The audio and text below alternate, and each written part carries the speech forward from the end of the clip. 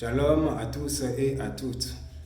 Je remercie le Seigneur, créateur des cieux et de la terre, et dans la vie de tout un chacun de vous. L'Éternel nous a bénis avec de la santé et il nous a encore réveillés dans la terre des vivants, puis il nous a fait introduire dans ce nouveau mois qu'est le mois de mai. Pour cela, je le bénis infiniment. Amen.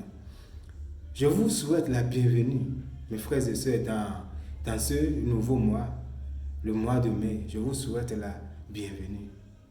Néanmoins, j'ai une parole, j'ai une phrase à dire.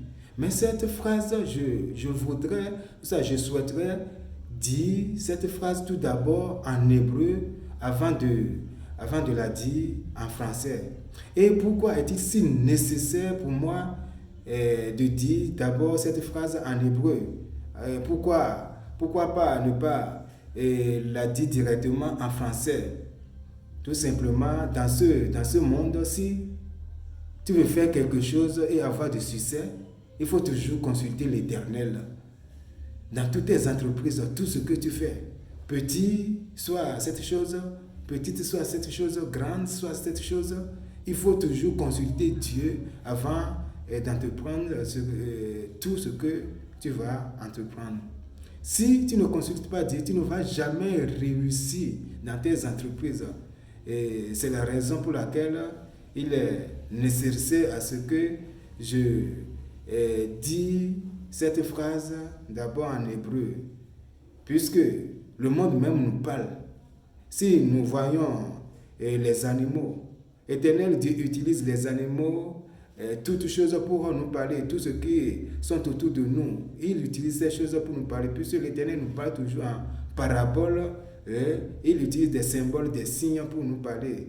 Si nous voyons le coq, la poule, si le coq boit de l'eau, avant d'avaler cette eau, il est impérativement à ce que le coq soulève sa tête, puis consulter le ciel, regarder le ciel avant d'avaler cette eau, avant que cette eau ne rentre dans son ventre, ne descende dans son ventre avec succès.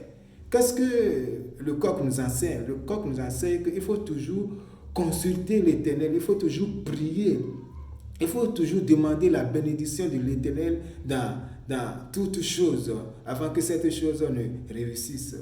Donc, c'est ce que le coq nous enseigne. Donc, moi aussi, si je consulte Dieu, si je dis cette parole, cette phrase en hébreu, c'est que j'attire la bénédiction divine dans cette phrase.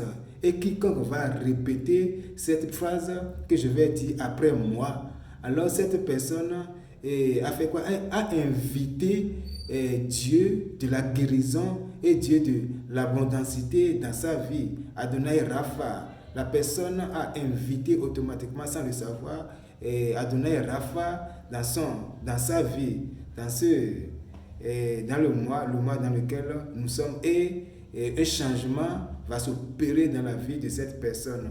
Et je m'en vais tout de suite dire cette parole et vous allez répéter après moi, et ce que cette parole signifie, je vais aussi l'expliquer.